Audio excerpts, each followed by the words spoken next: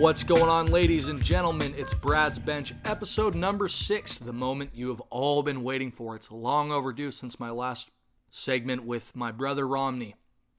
It has been almost a month. I've been very busy doing a lot of other things, covering high school football and getting on radio shows and trying to get my name out there. But here I am back warming the bench where I belong. And today we're talking about the NFL, the National Football League. I got football fever over the weekend after that nice Buccaneers win, and I'm looking forward to talking about the NFL.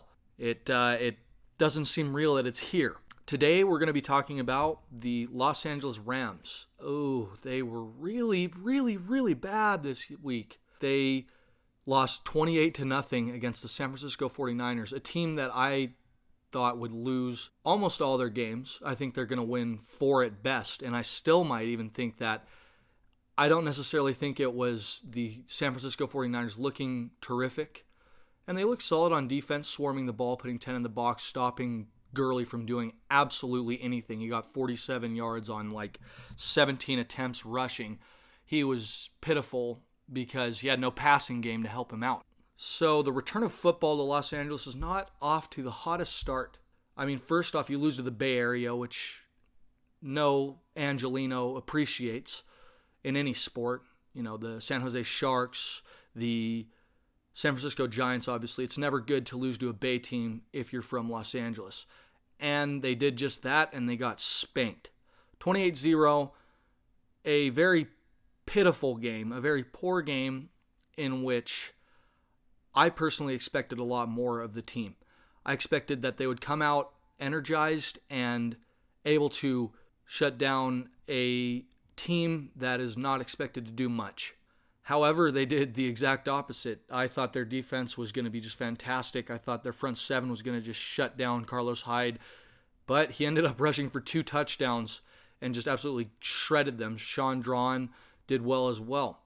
So that leads us to the question here of whether or not LA Rams fans should panic. And I think, yes, it's the first game of the season, and they looked like the worst team in the league. They looked worse than the Browns. The Browns at least got 10 points on the board, whereas the Rams did absolutely nothing. And this is a team that's supposed to go to the playoffs.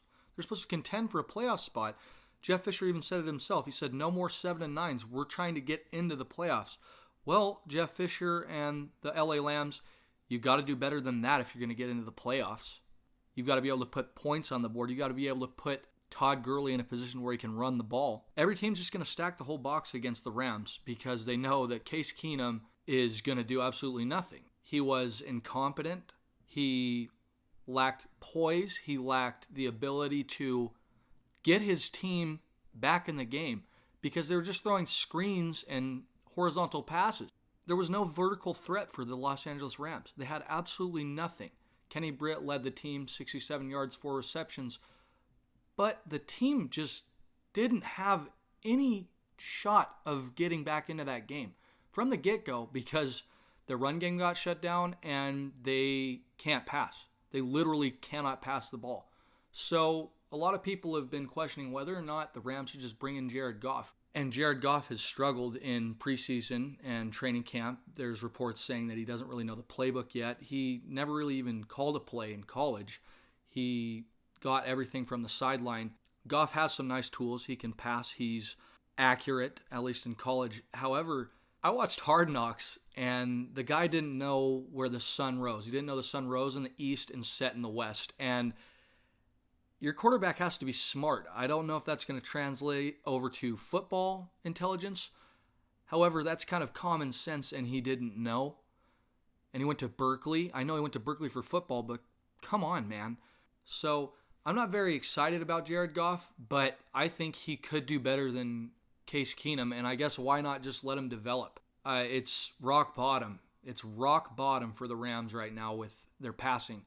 They can do absolutely nothing offensively because the bread and butter of their offense is based on Todd Gurley. And if you have no threat whatsoever, you're not going to do anything. I mean, even when the Vikings had Joe Webb in that playoff game against the Packers, it seemed like they could do more than the Rams did yesterday. They were really, really unimpressive. And LA fans have a reputation of not being the most loyal fans or not paying attention to you unless you win. And they're not going to win many games if the LA Rams play like that. They have Seattle next week, and that's a very tough matchup. And then Tampa after that. That's not easy as well. There's just not a clear road to the playoffs for a team that's expected to compete.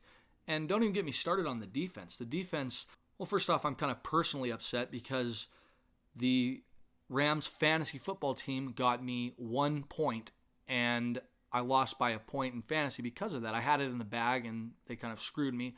But that's my personal vendetta. What I see on the field, however, is that front seven didn't even get a sack, didn't really even pressure Blaine Gabbert.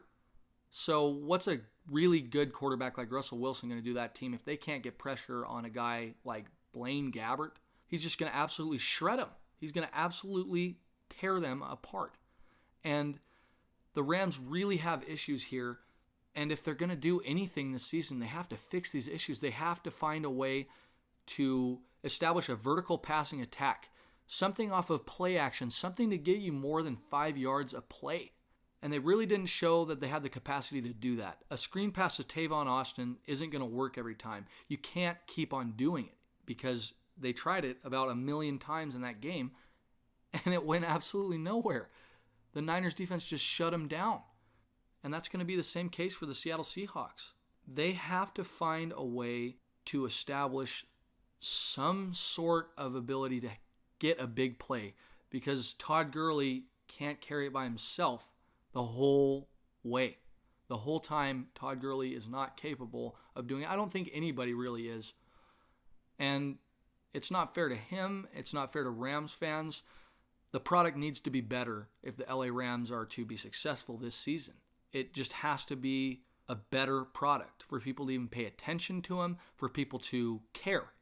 And I don't know if anybody's going to care in Los Angeles if they play like that again. Well, it's a short segment today, guys. This is Brad's Bench, episode number 6. It has come to a close. Let me know your thoughts.